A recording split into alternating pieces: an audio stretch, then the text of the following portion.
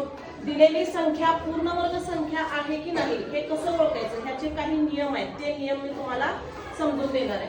दिलेली संख्या पूर्ण वर्ग आहे की नाही हे कसं ओळखायचं बघा, तर त्याचे 4 नियम आहेत। हे नियम आपल्याला लक्षात ठेवले पाहिजेत किंवा आपण पाठ केले पाहिजेत।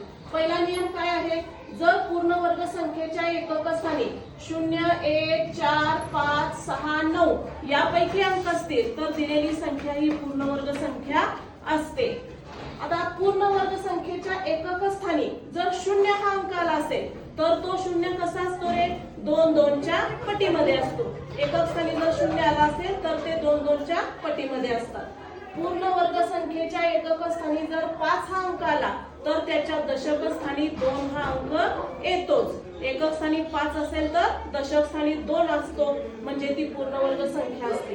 पुढचा नियम काय आहे, पूर्ण वर्ग संख्येमध्ये जर दशांश चिन्ह आले असेल तर ते दशांश चिन्ह 2 2 च्या पटीमध्ये असते, म्हणजे ती पूर्ण वर्ग संख्या दिलेली असते असं आपण ओळखायचं।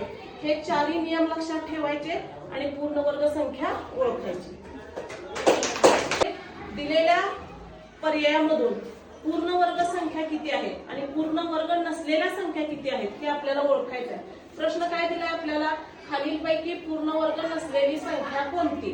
आता प्रत्येक पर्यायावरून आपण ठरवायचं की ती पूर्ण वर्ग आहे की नाही। पहिला पर्याय आहे 1 चा वर्ग। 1 चा वर्ग 1 असतो, बरोबर आहे का। 1 चा वर्ग किती असतो रे, 1 असतो। मग आता इथं दशांश स्थळ आहे, ही दशांश स्थळ पूर्ण वर्ग संख्या असण्यासाठी कितीच्या पटीमध्ये असावी लागणार आहे रे, 2 च्या पटीमध्ये, म्हणजे इथं 4 दशांश स्थळ आहेत, म्हणून ही दिलेली संख्या पूर्ण वर्ग संख्या आहे। आता बघा, पूर्ण वर्ग संख्येच्या एकक स्थानचे अंक बघायचे। एकक स्थानी 7 हा अंक असतो का रे पूर्ण वर्ग संख्येचा, नाही। पूर्ण वर्ग संख्येच्या एकक स्थानी 0, 1, 4, 5, 6, 9 हे अंक असतात।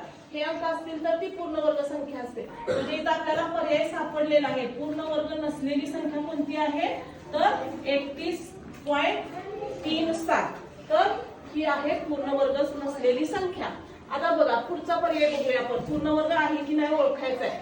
जर एकक स्थानी 5 असेल तर पूर्ण वर्ग संख्येच्या दशक स्थानी कोणता अंक असतो रे, 2। एकक स्थानी 5 असेल तर दशक स्थानी 2 हा अंक असतो, आणि जर दशांश स्थळ आली असतील तर ती 2 2 च्या पटीमध्ये असावी लागतात। इथं दशांश स्थळ 4 आहेत, म्हणून ही संख्या पूर्ण वर्ग संख्या आहे। आता पुढचा पर्याय बघा, आता इथं पण एकक स्थानी 9 आहे, म्हणून ही पूर्ण वर्ग संख्या आहे। आणि ही दशांश स्थळ जर बघितली तर किती घर सोडून दशांश स्थळ आहे, 4 घर सोडून आहे, म्हणून 0.5929 ही जी पूर्ण वर्ग संख्या आहे ही 77 चा वर्ग आहे। बघा 77 चा वर्ग 5929 असतो, म्हणून दिलेला पर्याय हा पूर्ण वर्ग संख्येचा आहे। म्हणजे आपल्याला प्रश्न जो विचारलेला आहे पूर्ण वर्ग नसलेली संख्या तर कोणती आहे, 31.37 ही पूर्ण वर्ग नसलेली संख्या आहे। समजलं सर्वांना।